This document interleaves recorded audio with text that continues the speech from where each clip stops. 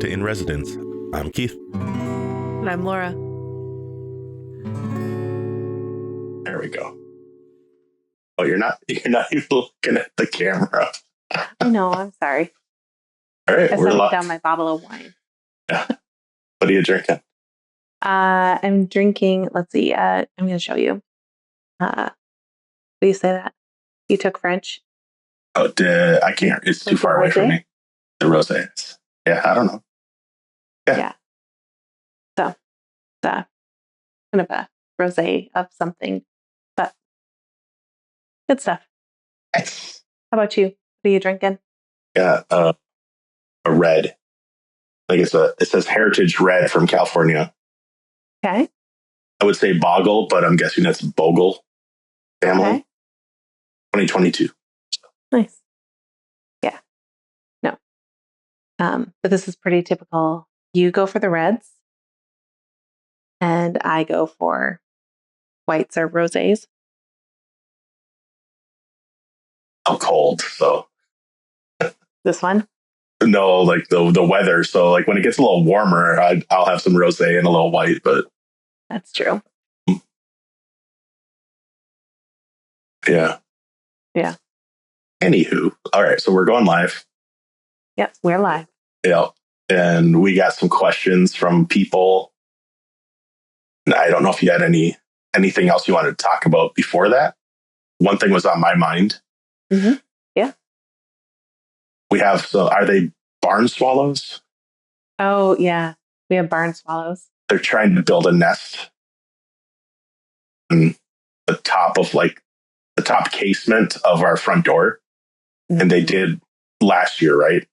Yeah. And I think they did it while we were like on vacation. So we came back and they were there in the eggs in the nest. And I'm like, okay, well, I can't bring myself to tear this down. So we're going to be stuck with this for a little while. And it was a horrible mess.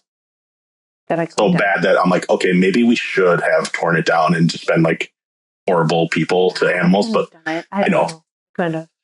I know, but it made you second guess. So anyway, they're trying to do it again this year.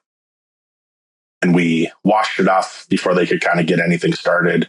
We put up netting. They're building again. We put up CDs, even like the shiny things. Yeah, blank old CDRs, and right. They're persisting, which I don't understand because there's other houses around us that they could go to, and so again today we fixed it and we made kind of like a V shape, so like they were further away from like, because at first we just put netting up and we kind of put it on the house. Mm-hmm. It kind of probably just gave them more stuff to like stick mud into. And so some texture. Yeah. So I took it down, then kind of made like this little kind of V-shaped thing. So it was further away, and used a bunch of like Gorilla duct tape. My parents came over and they were kind of helping. And then I cut like a little extra netting to like reinforce the spot. And I was literally said out loud, why don't they get the hint, and why do they keep coming back? Like the signal is we don't want them here. And right. I didn't tell you that. I said that out loud to my mom, and she's like, sometimes people they just don't take the clues. And then when I was texting you about it, you basically said the same thing back to me. And you're like, that's something we could talk about a little bit. It's like, I don't understand, or why don't we sometimes get the hint? Or why do we keep returning to somewhere that's not for us, kind of thing? And I'm like, that's what I was thinking. Like, So I don't know. It's a pain, but it's also kind of like a little philosophical metaphor in there of like, right. One, they're being persistent, but two, it's like, sure are. They're being a little too clingy to something that's like, at a certain point, something's going to give, and it's not going to be us. We're in it too far, right? Yeah, like we've been here 20 years. You've been here for one season or part of a season where you snuck in and you were squatting on our front door, making it look just absolutely disgusting. Oh, yeah. I remember last year, the rug, I had to take it and I put it out in the yard, and I brought laundry detergent out, and I just kept washing it over and over because it's too big for our washing machine. So I just sprayed it down with a hose and then washed it with it, in gloves. And it was so It was so bad. Yeah. It was bad. So we have a incentive to possibly not let them persist. Yeah. This year. No, maybe something else will come to us. Well, it also, I guess it made me think it was kind of related to what we talked about last time, but sure. We didn't quite talk about it, but resistance, right? When you're trying to do something creative or the work that you want to do, that little voice in your head tells you no, or makes up some kind of lie that kind of convinces you that maybe you shouldn't try. And I'm like, so I have to kind of commend these birds. Like, they're not giving up. They're not letting the resistance get to them. But I think they're probably going to go start bug our neighbors pretty soon, because they have the same type of like kind of partially hidden entrances, right? Where it's protected. Yes. I want them to burst to go over there. No, but we don't want our neighbors to accidentally have them. Well, they'll find them. They'll figure it out. It. They're pretty responsive. They'll figure it out. I mean, they will. Anyway. So anyway, that's what I've been dealing with for a couple days. Is the great. Oh, I was really hoping they weren't. I thought we did a good job. Was it Sunday? Yeah, I don't even know. It all of a sudden they weren't there, and then they were there, and it's like, oh wow, they're productive. Like, this is almost a nest. It's so muddy too, so it's hard to get down once it's on there. You pay child one to take care of it, right? Yeah, I did. Yes. Yeah. Well, it was a messy job. I had to do it last year, and I didn't want to do it again. And it was like, well, this is worth it. So, no, they definitely want to attach themselves to our home. But anyway, sorry. I think I'm not sure which microphone I'm using right now. I just realized. It sounds good. Whatever you're using. Like, it could be problematic. Well, whatever you were doing, it was kind of thumping. Like whatever you were just moving on the desk. That. Yeah. I was trying to mute my cough. Oh, well. So you probably heard my cough too. I didn't, actually. Oh, okay. I did not. So you were successful. Well, now I just drew attention to it. Okay. That's all right. So when we were trying to figure out how we were going to record this week, and I think it's okay if we talk about this a little bit, is we were talking this past weekend about we've been so busy with tennis and with yard work. We have the Indy 500 coming up. I've been busy at work. You've been busy editing. And you were mentioning, gosh, it takes a long time to edit our podcast episodes. And I think you and I both felt this pressure, kind of like the birds of, we want to make sure that we're getting an episode out, but we also had the pressure of to do it the way that we want to do it and to the quality that we want to do it. There's also that pressure of time for editing. Yeah. Right. And so you're our editor, you're our producer. And so I think you noticed that quite a bit. I feel the pressure, right? Mm-hmm. Wanting it to be good and takes more effort than, it's almost like I'm chasing my own tail. Trying to make it better takes more time, which means I have less time to do other things that would make it better. And I guess it connects back to the resistance where I was telling you, I'm like, is this just me resisting wanting to level up? Right? Like, I'm spending all this time fixing things that I hear other podcasts and other streams, they don't seem to care about it. And I'm like, am I just being picky as a way of holding myself from moving forward? And I'm caring about this little minutia that really doesn't matter. And I could be spending more time, whether, researching or just going about my life and like taking care of the birds, right? That made me have like this little insight of like, oh, we're all kind of barn swallows just looking for somewhere to make our little nest, right? And it's like, but then you brush up against some angry farmer, and he was trying to scare you off so you don't do that. It's like, okay, so yeah, it's just not wanting to put time and energy into this, but in the best ways so that it creates something that's generative versus kind of draining my energy. I guess I was in a little bit of a dip, and I guess that maybe we can can I throw one of the questions that we've gotten before? Like, what was it? It was like, have you ever thought of quitting? Oh, yeah. I've gotten that question before. Yeah.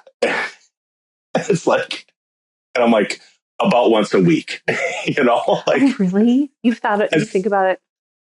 I think about it pretty often because like last time we recorded, I had like a wireless mic like you, because it does have some built-in features, but I had it plugged in to a hub. And so I think it was drawing energy and kind of doing like a little power cycle. Sure. And there was a click like every 30 seconds. And I'm just like, so I was mad at myself. It didn't work the way it had worked before when I'd used it. And it was just, and then on top of it, I was like, with like the busy season of spring going into summer and school ending and tennis going on, like you said, it was just a lot going on. And then I'm like, and now I'm going to spend 8 hours fixing something that shouldn't need to be fixed, on top of the fact that I know I'm spending more time than I need to work, making something better, even though I'm the only one that seems to care. Right. So, and I will say, I was thinking about our conversation on the way back as I was driving back and forth, to Green Bay. And I'm listening to this book on, it's not a book on tape, but it's like a, that's old. No, I still call them that. Do you? Okay. No, like a audiobook. Because I say audiobook now because I listen to so many, but like I don't even say like book on CD, even though we used to rent those from the library for our road trips. Did. But originally there were books on tape. Yes, they were. So I have this audiobook that I'm listening to that's really good. Courts of Wings and Rune.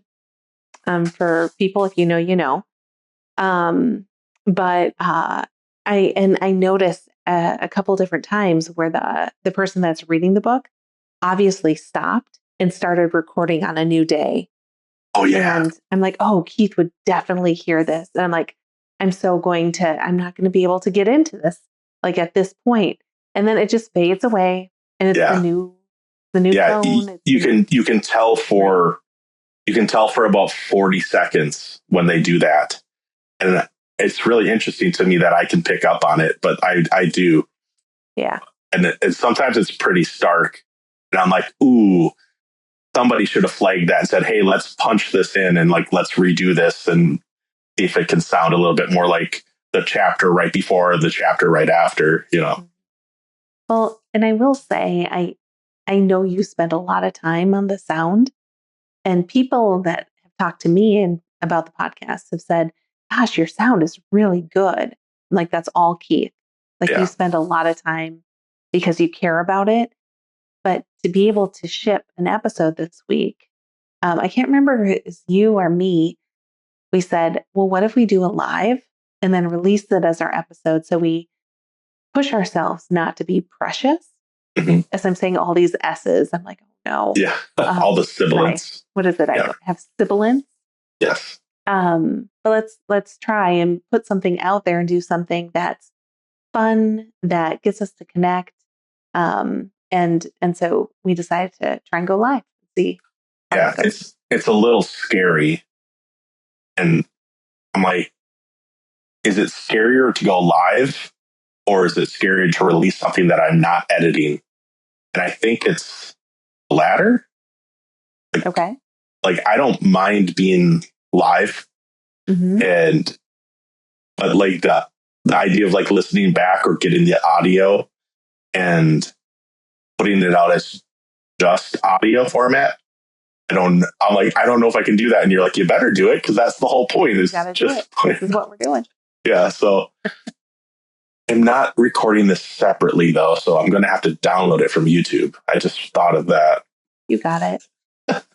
You got it. Well, it'll be interesting to see how much they compress it or change it. It'd be just fine. I'll find something to complain about. But then you tried it, right? It's an experiment. Yeah. I was trying to joke. I'm like, I try not to complain too much, but. So one question that I've gotten before is, how do you prepare for the podcast episode? And I thought that might be something fun to talk about, because everyone has their own approach to doing this. And I think even you and I have different approaches. So I thought that might be fun to talk about, like a little behind the scenes. Yeah. Yeah. Well, for me, it's kind of similar to like me bringing up like the birds. It's like, well, that's just something that I had to do. And like, as I was saying the thing of like, why do they keep coming back to where they're not wanted? And I'm almost like, oh, there's that's a living thing. They relate to a time in their life where they kept getting in their own way or couldn't get out of their own way, kind of thing, and like, or couldn't take the hint. But so like for preparing, I try to be open to what's going on. And that's, again, to why I don't want to spend so much time editing. Like, it's nice to edit because I get to reconnect with what we talked about, and it almost like solidifies it. But I want to be having more time to be open to new experiences and reading more things and taking in more stuff, because that's where we started. Was I had been spending years thinking of the things I'd been listening to and my ideas around it, or what I would say back to somebody that I was listening to them say an idea, and like, oh, well, that makes me think of this. And now it's more of like, I'm listening to myself, and that gets a little boring, or I start nitpicking myself, and which is like not helpful, except for, yes, I want to be better. Like, but, so I journal. I haven't journaled much this week. Been just a little more like in the moment. But journaling helps me like just recap what I've done. And then maybe I'll be like, oh, how's that connected? Right. The one thing that, go ahead. Oh, no, I was going to say, so kind of what I'm hearing you say, and I think is similar for me, is as we're going throughout our week, or, through our lives, we're always trying to notice what are the things that we're noticing, and what are those things that I call it a spark. I don't think that's something that you exactly like to name it a spark. You talk more about connections, of how you're connecting different things that are interesting to you. I don't mind. Stand out to me, I don't mind sparks, but my sparks are usually me making connections. Right.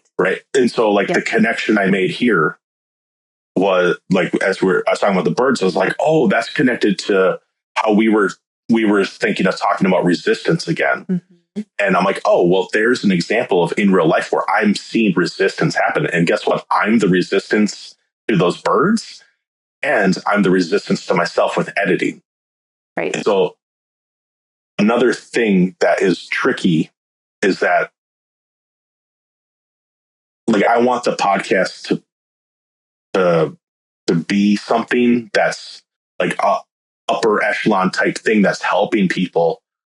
But where it started is you and I kind of talking out loud. So we had those epiphanies. And that's usually what happens is like, you'll bring a spark, I'll bring a connection, and then we'll find a third, fourth, and fifth connection, or end up talking about something that's seemingly not related, but whatever we were talking about gets us there. And so with the distance that we've had between us, we have fewer conversations between the podcasts. And so it feels like it put a little more pressure on the actual recording, whereas that makes me feel kind of like not in a flow and not in a groove. And I think we've gotten a little more back to like, hey, let's connect, let's have some conversations while we're not recording, because I get ideas more when I'm saying things I'm thinking about, and then also through the act of saying it, and I get like, oh, that's connected to this, so I make connections, and then the next part is getting to share that with you and seeing maybe some perspective that I still haven't seen or have yet to uncover. You have a different perspective that's really delightful, because you and I have these different views, and sometimes they're very similar, but there's still like a little different shimmer on our lens, or different shade, right? Like I might see like a little yellow, and you might see a little pink on it or something, or well, that transparent film. I can't think of it what it's called. Yeah, and I think just back to kind of the logistics piece, I think what you're saying is all true, but we've learned along the way, because I think I used to want to sit down and have like a production meeting, right? And sit down and brainstorm ideas and come up with themes and put it in an order and do all these things. And that didn't work well for you. And so we've gotten to this point where we come up with loose topics. We come up with guiding questions, or maybe things that we're curious about, either one of us. And then we separate, right, for a while and do different things. You might journal, you might do some chores and just listen to music. I might go off and just hang out with the kids and garden or something like that. And then we come back and talk about it. And I will say, we don't really know what the other one's going to say always about things, which is what I think helps keep it a little fresh. Yeah. Yeah. There's something about not wanting to be over prepared with our conversation, but I definitely want to be prepared for a conversation.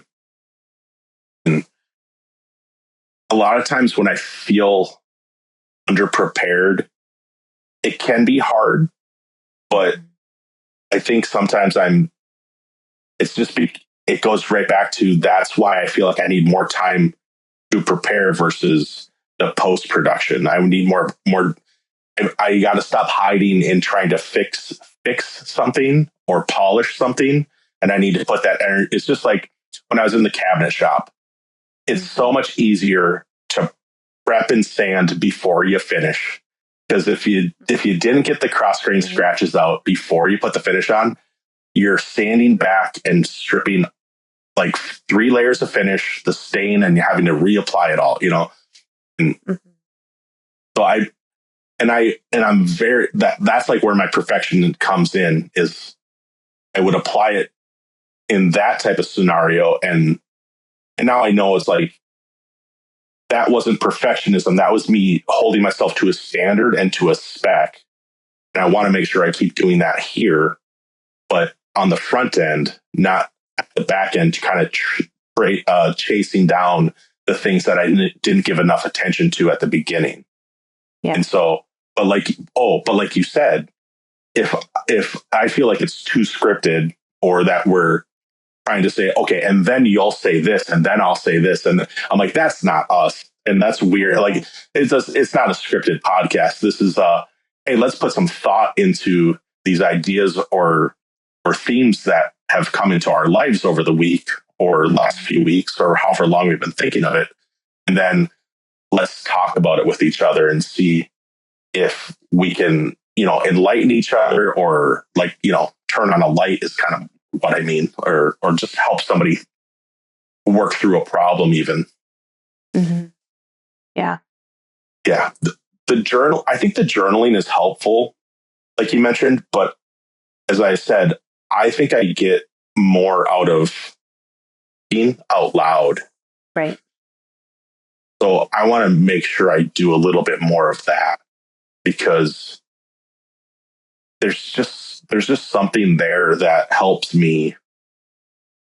It's literally articulating what's going on through my brain out my mouth is a little, because on the page is still in my head a little bit. Yeah. We've talked about that plenty. So anyway. Yeah. Sorry. You're good. I just wanted to get the hair off my neck. Bugging me. So here, I'm gonna just checking a couple settings real quick. Okay. I think it's just us.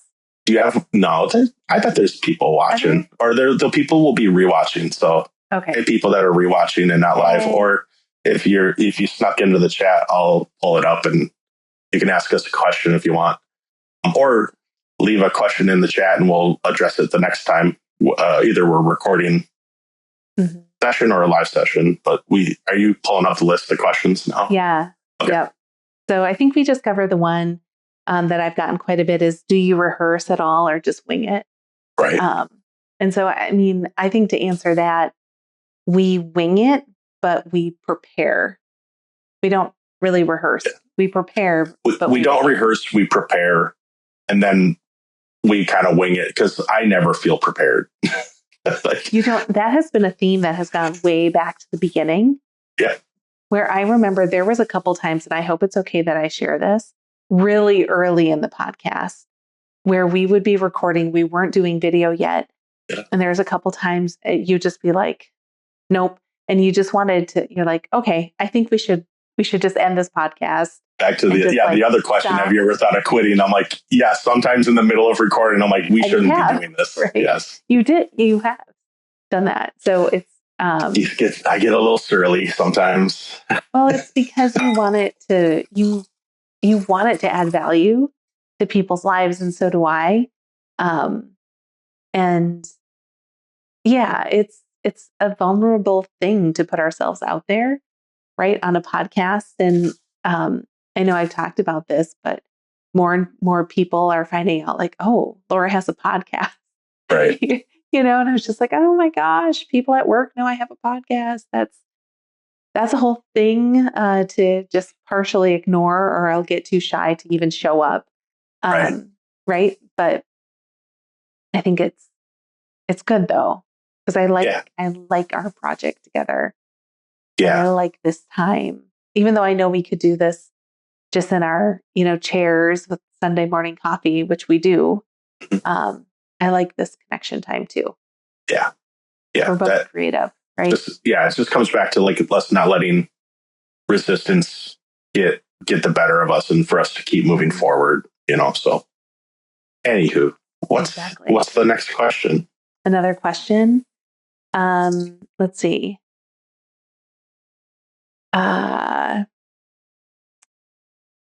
Okay. What makes a conversation feel real to you? So, and I'll tell you a little bit where this question, how it's grounded.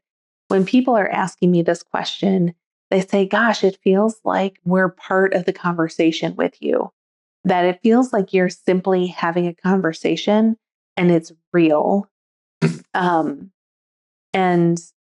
I guess what sort of things make you feel, Keith, that this feels like a real conversation? I know what my answer is. Not you saying my name to me. No. That was weird. You said my name. No. Sorry, a little aggressive there. No, it's fine. So what makes our conversations feel real? Feel real. Yeah. No, that when we're not being performative, which I sometimes feel like it's performative, and then I get in my own head and then I get self-conscious. Or if we're trying to talk about a topic that sounds like it's like there were some times early on where it's like we're trying to talk about a topic because it's a topic that people that we want to be like are talking about. And then like I'm not feeling connected to it. The connection's going to come up.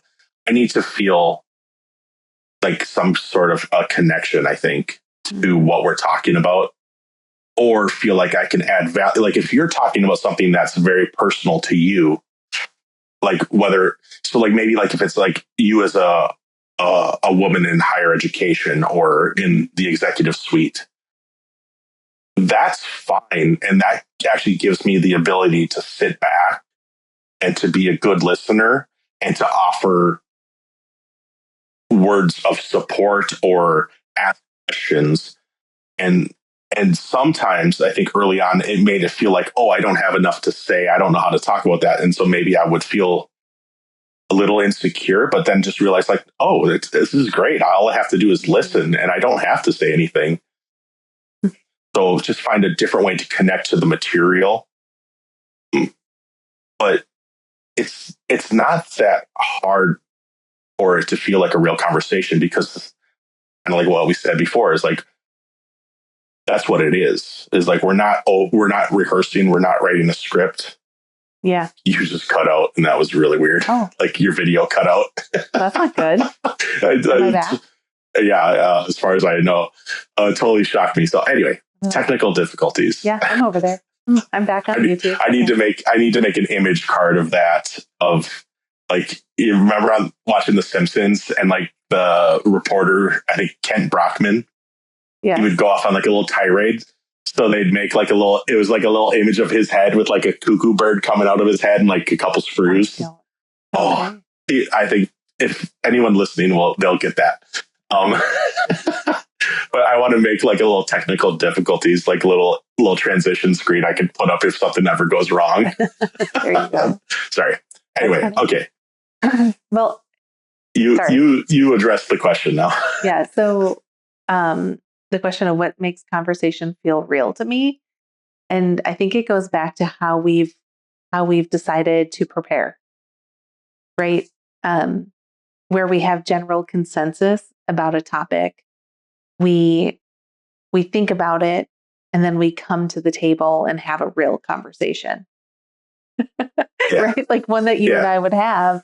And I think if we try to do it any other way, like say we did try and have a conversation where we scripted it or tried to memorize parts, or it just isn't. That's not what this is. Like, there's a reason it's called In Residence, because it's like us living together and us figuring things out together, and whenever I think whenever my brain strays from that and the reality of what this is, that's when I get into some problems of even feeling more down and like in a dip of where I'm like, oh, well, like if I come off of listening to like a Rich Roll podcast or Mel Robbins, they're not that they're scripted per se, but they're definitely produced from the beginning to the end.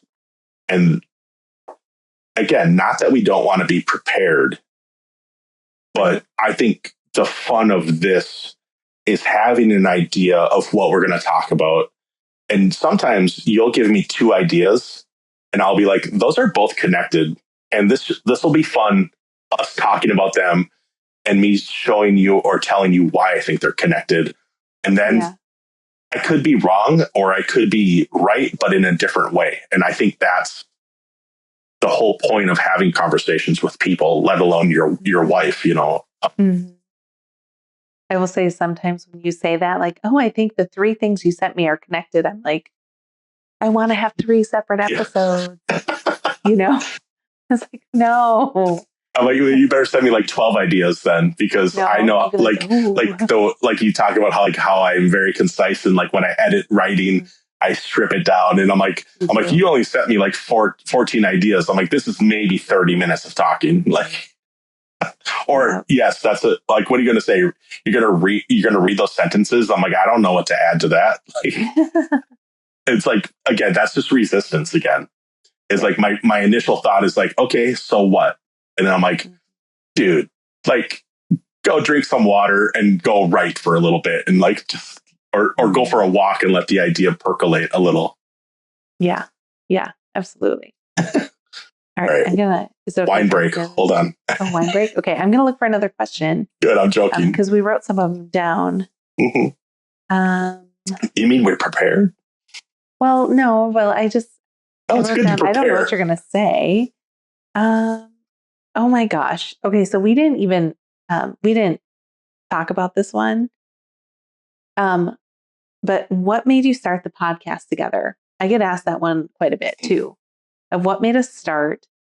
And then I think connected to that is, did we think anyone was going to actually listen?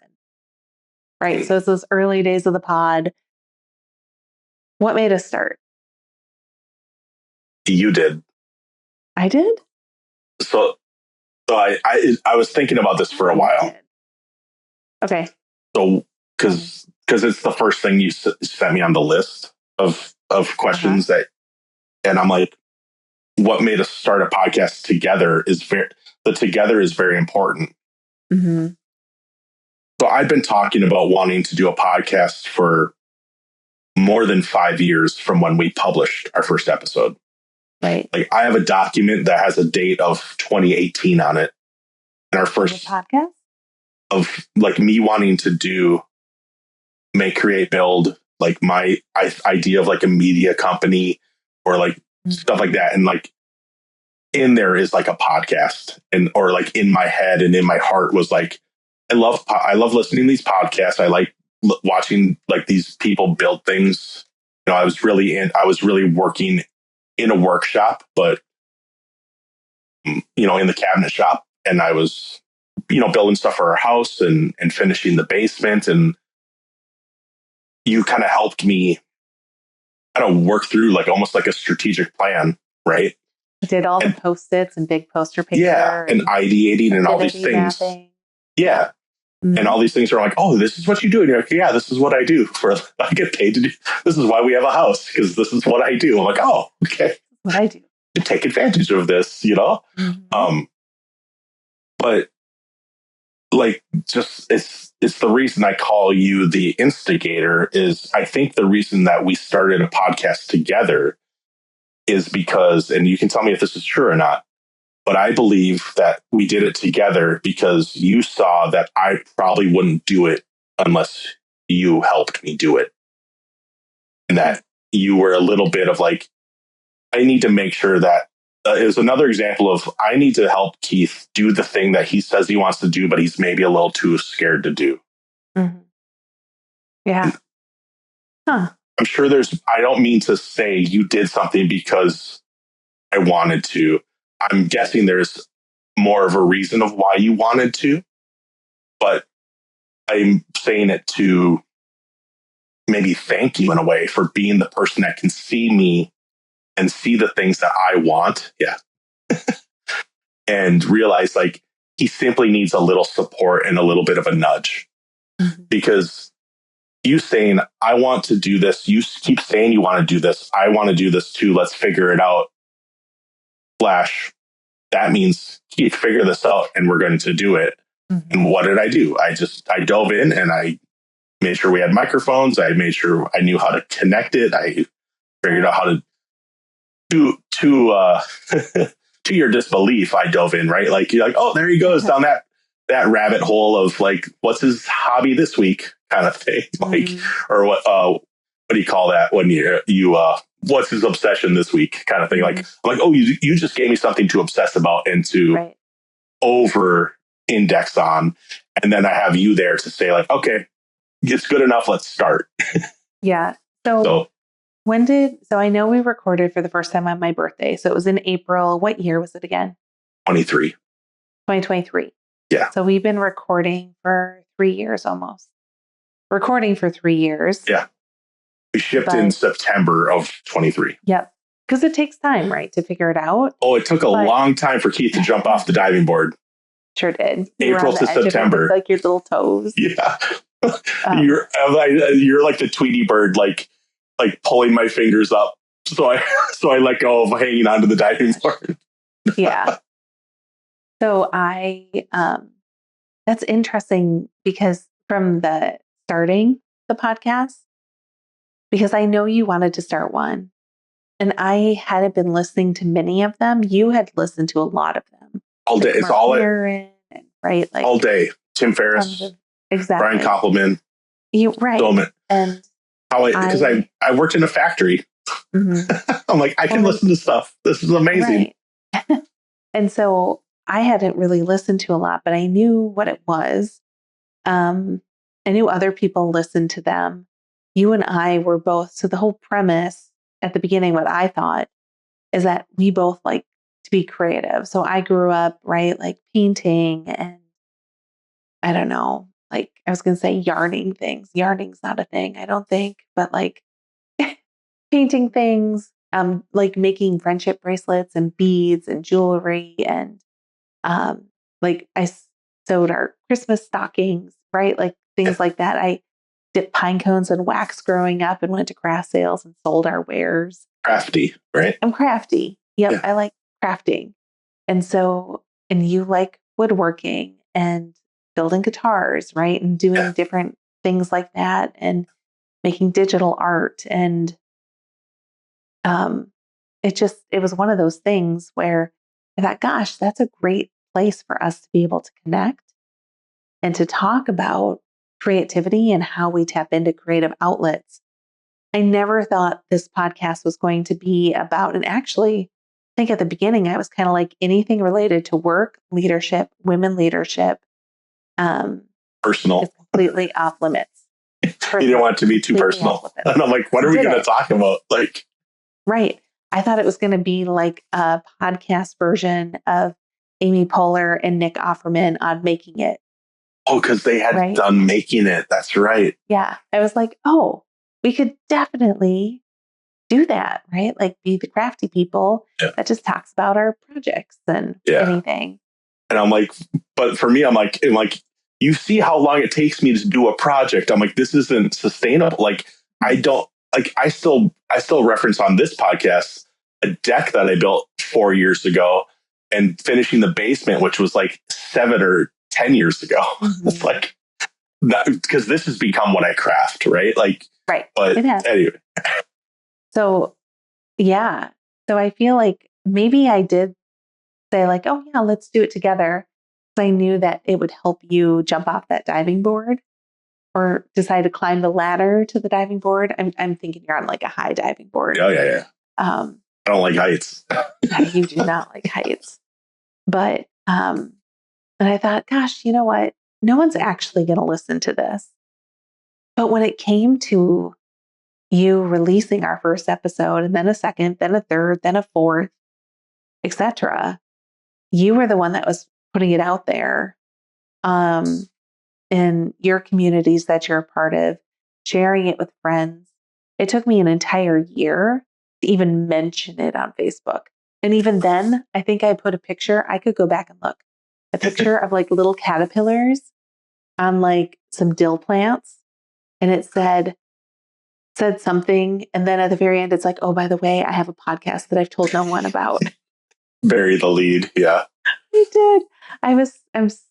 I still can get really shy about having a podcast.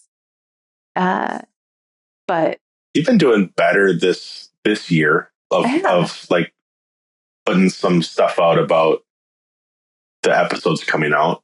Mm-hmm.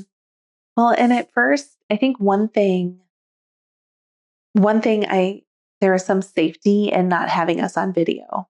And now that we're doing video, I'm like, okay, so I've like changed, right? I used to be in like a nice comfy chair with my feet up.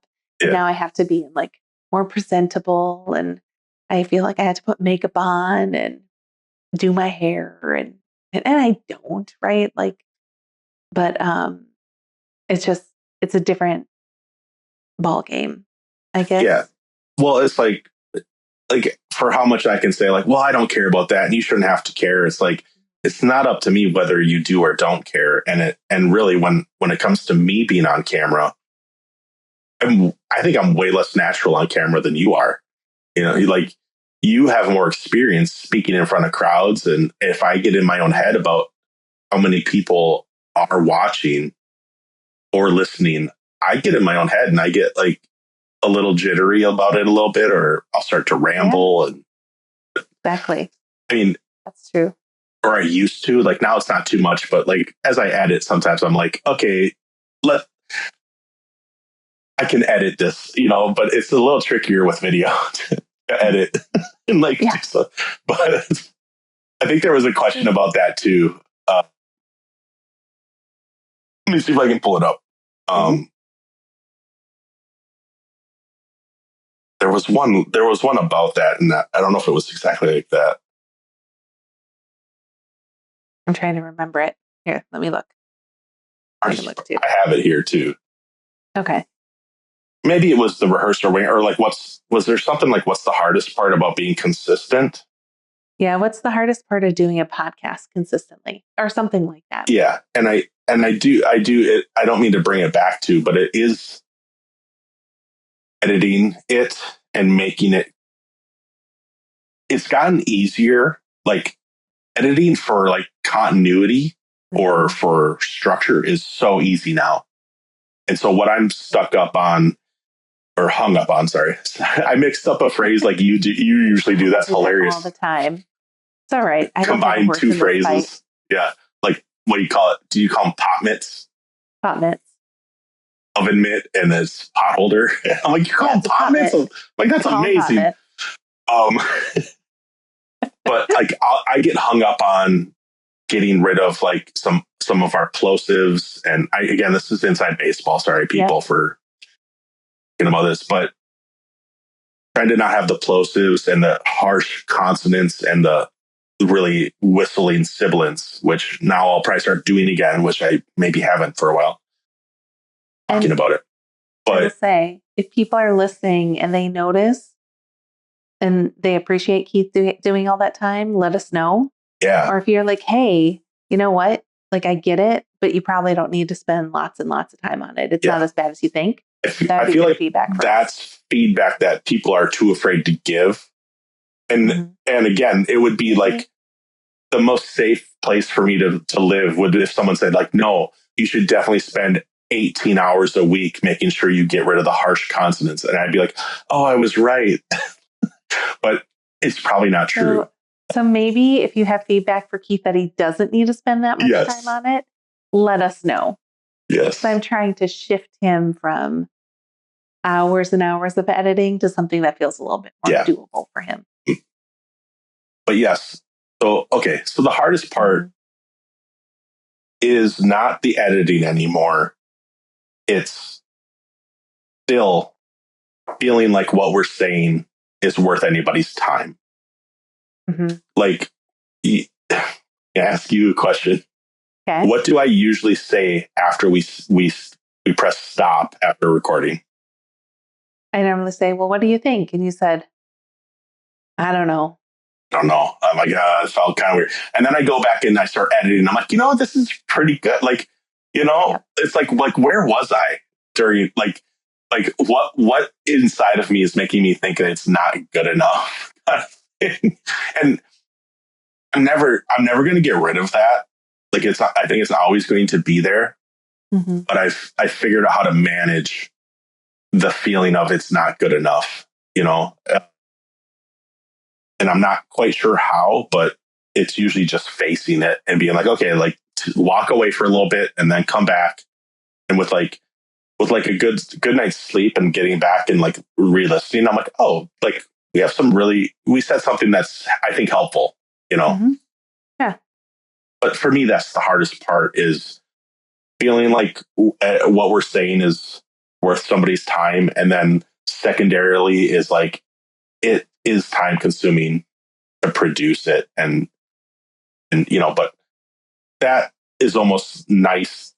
A nice thing for me is figuring out how can I be more efficient. So I try not to like get too down on that. Like I look at it more as a challenge, but how about you? Like, what's the hardest part for you? The hardest part for me is trying to figure out how to have a conversation of episode development. Because I am the pre-production. Yep. Like I am a very much like, okay, here's an idea. Let's just scope it out. And then let's just build it and let's go.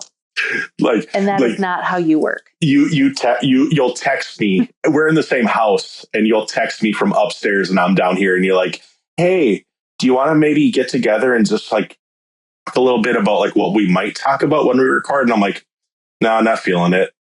Yeah, and I will even say, so here's an example. Don't suppress my creativity. I know.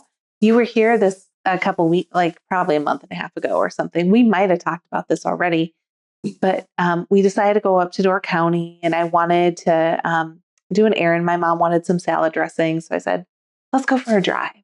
Right. And so we went to this restaurant in Sturgeon Bay and for breakfast. And I was excited, and I always carry with me like a little field notes. And I think you mostly do always too. Yeah. And I thought, gosh, I have about 500 of them back over here. You do. And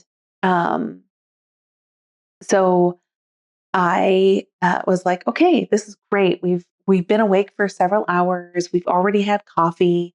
We're gonna go out and have kind of this brunch at like 11 to 12 on like a Saturday or Sunday. And we're gonna go up, and our day is about writing and a little shopping and getting some salad dressing. And so we got our quiche and whatever you got and sat down, and I had my little notebook out, and I was like, oh, so what things have you been noticing this week? And he just stared at me. But that's your version of it. My version is I'm about to take a bite of my breakfast burrito, and you ask me that as somebody else is sitting down like 2 chairs from us. I know. I remember obviously that, but it's like I think I feel creative in different environments than you. Mm-hmm. And like you give me a brunch or a coffee shop and I just light up. Yeah. Right. And I'm more like I'm used to my creativity space being a room like this room looks more lit than it is. It's actually fairly dark where I am. And I have like the twinkle lights on. And like that was me from when I picked up a guitar, like as a teenager, dimly lit, playing music by myself, just simply sitting with my eyes closed, trying to play and like just listen. It's kind of what I do on the page. It's I guess a little similar to what I do in conversation but it's a little more intimate, I think. And, that's not, I don't always realize that. And so then it brushes up against what you want. But I will point out later that same day, so I began with me kind of pushing against when you felt creative but later we found a coffee shop and we had a little more time together. And I think you had some time to be creative. And if I wrote. Yeah. And I just kind of sat and thought and was there. And it was a little closer to what you wanted, but probably maybe not what you were idealizing, so. No, but yeah, it's finding each of our styles and honoring those. Yeah. And still being able to produce an episode. Yeah. How many are we on right now? Like 140. An episode or 140 episodes? A little less than 140 because we've done re-releases. Like this week, I thought was going to be a re-release because it's just so busy with the end of school with the kids and getting ready for our trip, and you're working and whatever other excuses I could bring up. Those things. Yeah. Yeah, for sure. Cool. Is there more? Well, I think the only other thing, and I wanted to check really quick, see if anybody else is here. We got questions in the chat. I don't see any questions. We have any questions in the chat, so that's good. But I would say, I guess my last question, something that I hear, I've gotten questions from other people is like, again, how do you make time to have a podcast? At least that's what people ask me. And I'll tell you what my answer is. And then maybe you can tell me what you think. And my answer is because I have Keith. I get to show up and share what's on my mind for an hour a week, tops. And Keith is the person behind all the magic. Whatever. The production, the sound quality, the setting. I know somebody told you once that your background could be one of those automatic filters for like Zoom meetings. Like what you get for Zoom. And if you turn your head, you can see part of like the real background by their ear. Right. Yeah. And you're like, oh. Yeah. But yeah. So that's really how I'm able to do this, is because I have Keith. And he's extremely talented. Sorry. That's a little much for me. I I'll appreciate that in hindsight. Okay. It's true though. Thank you. I appreciate you. Yeah. I think I already said something kind of similarly sweet to you. Yeah. So You did. okay. Appreciate that. So where do we go from here, Keith, with our podcast? Oh, I don't know. The next one. Just keep showing up, right? Yeah. I don't know. I'm hoping. I mean, I think the reason I was open to doing a live like this is because I think it will free up some time, and it's almost like, well, it's done. There's no sense in me having to go or like re-edit it except for if there's like a really bad sound to it or something for the audio version. So I'm hoping that'll just help us level up a little more with what we're talking about or the content or whatever. I don't know how to say that. But, I thought it was because I said, you know what? What if we just get a glass of wine, hop on a live and record? I think I said, we should maybe just try live. And they're like, yeah, like we could puzzle and Lego or have a glass of wine. I'm like, well, yeah, like let's definitely have a glass of wine. Like that'll help. But again, it's still at the point where not that many people are watching, right? Like maybe people will watch it, rewatch it, like not live, but like there is something I think to like we were both performers, right? We're both in music. Yeah. So there is something about being on stage. I think adds a little energy to it. And sure. I think adding something like this in every now and then or as often as we want kind of infuses that little spark that you like, like a little energy in the air. Well, and we might, I was thinking about this and now I'm a planner. So sorry, Keith. You know this. I'm saying I'm a planner to the peoples. But I think most people that if they know me, they know that already. But I was planning and I'm like, okay, this is a good test because next week we might need to do this again just to ship something. Yeah. Not this, it doesn't have to be the same topic, obviously. Yeah. I think we'll have plenty to talk about. Actually, I have to share this with you because I thought it was kind of funny. At work today, I was talking about the Indy 500 and that we're going to be going and sharing a little bit about my dad and how he got him like a shirt that says Bruce doing Bruce things and how he loves that shirt. And I think it's just so fitting for him. And my sister got him the same hat, right? I'm Bruce doing Bruce things. And somebody at work said, gosh, it just seems like Bruce has a lot of whimsy. Like he sure does have a lot of whimsy and he appreciates whimsy too. And so the person said, you know what? What I want you to do next week when you come back from the Indy 500, can you share with me 3 pieces of whimsy that you noticed? I said, I would love to do that. There will be plenty of whimsy and shenanigans happening at the 500. I am sure. There'll be more than that happening. Sure. Yes. Yes, there will. Oh, gosh. So, all right. Well, that's as good a place as any to wrap it up. Sounds good. See if I can do our sign off the right way this time. Okay, let's see. Can we get out of here? Let's get out of here. Okay. Thanks, everybody. Thank you. Bye. Yeah. I love you too. Give you a little heart.